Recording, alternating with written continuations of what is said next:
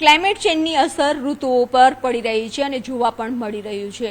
કેદારનાથ આપણું આસ્થાનું કેન્દ્ર છે અને આ કેદારનાથ પાછળ આવેલા જે પહાડો છે તે પણ આપણે માટે આસ્થાના કેન્દ્ર છે। સાથે જ પહાડ ઉપર ઓમ ના જે દર્શન થતા હતા તે દર્શન નથી થતા, સાથે જ પહાડનો કલર બદલી રહ્યો છે।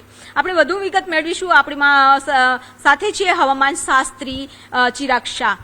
ચિરાગભાઈ, જે રીતે અત્યારે કેદારનાથમાં જે ઓમ હતો, દર્શન કરતા હતા, એ અત્યારે દર્શન નથી થતા ઓમના અને પહાડનો કલર પણ બદલી રહ્યો છે, શું કારણ? જરૂરથી એની સાથે આપણે પહેલાં હું એક ક્લાઇમેટની કન્ડિશન સમજાવી દઉં કે અત્યારે જે આપણે કેદારનાથની પાછળ આવેલા પહાડમાં જે આપણે એક આસ્થાથી આપણે ઓમ દેખાતું હતું, લોકો દર્શન કરતા હતા અને જે બરફ હતો એ બરફ અત્યારે ઓગળી રહ્યો છે।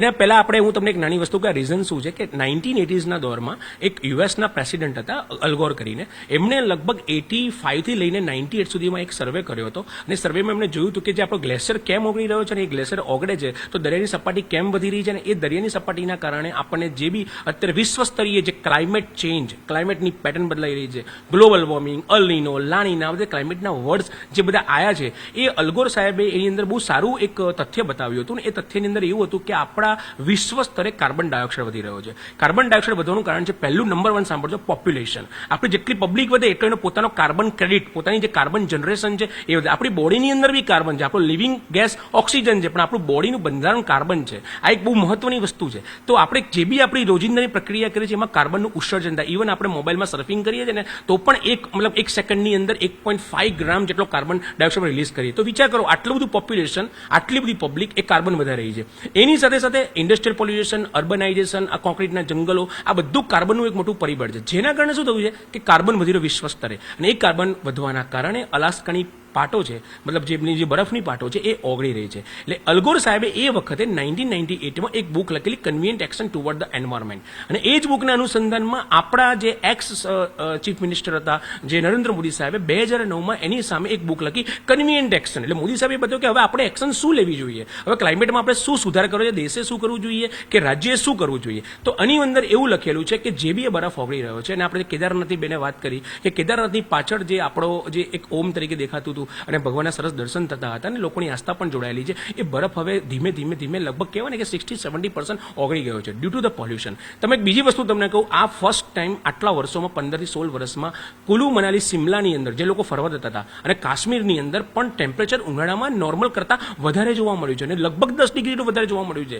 જે કુલુ મનાલી સિમલા અને કાશ્મીરમાં આજ સુધીમાં એ પારો આટલા ડિગ્રી, મતલબ એક એક્ઝેક્ટ ડિગ્રી છે, મને પરફેક્ટ યાદ નથી, પણ એ ડિગ્રીની ઉપર નહોતો જતો, એની લગભગ એને 10 ડિગ્રી ઉપર ગયો છે। આ બધું શું બતાવે છે કે એક ક્લાઇમેટ કન્ડિશન, ગ્લોબલ વોર્મિંગ, જેના કારણે આપણને આ સ્થિતિ જોઈ રહ્યા છે। એટલે હાલમાં અત્યારે કેદારનાથની પાછળ જે આપણે જોઈ રહ્યા છે એ માત્ર ક્લાઇમેટની એક ઇફેક્ટ છે, ક્લાઇમેટ પેટર્નની ઇફેક્ટ છે, જેના કારણે બરફ ઓગળી રહ્યો છે અને એ હવે આપણને એ જે સ્વરૂપ છે એ આપણે જોઈ શક્યા નથી। માનસરોવરની શું સ્થિતિ?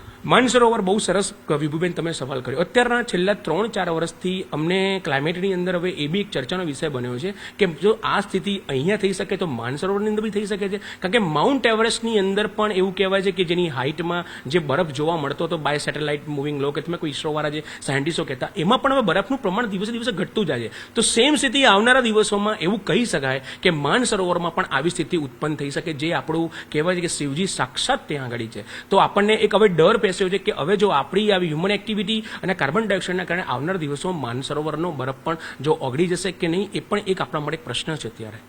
તો અત્યારે બરફ ઓગળી રહ્યો છે અને તેના કારણે જ કહી શકાય કે કેદારનાથ પાછળના જે પહાડો છે ત્યાંથી બરફ ઓગળી જાય છે અને કલર બદલી રહ્યો છે, સાથે જ એ ઓમના દર્શન પણ થઈ શકતા નથી। તો કહી શકાય કે જે રીતે પ્રદૂષણ વધી રહ્યું છે અને તેની સીધી અસર છે અત્યારે જોવા મળી રહી છે। કેમેરામેન પ્રકાશ દેસાઈ સાથે પટેલ, ન્યૂઝ 18 ગુજરાતી, અમદાવાદ।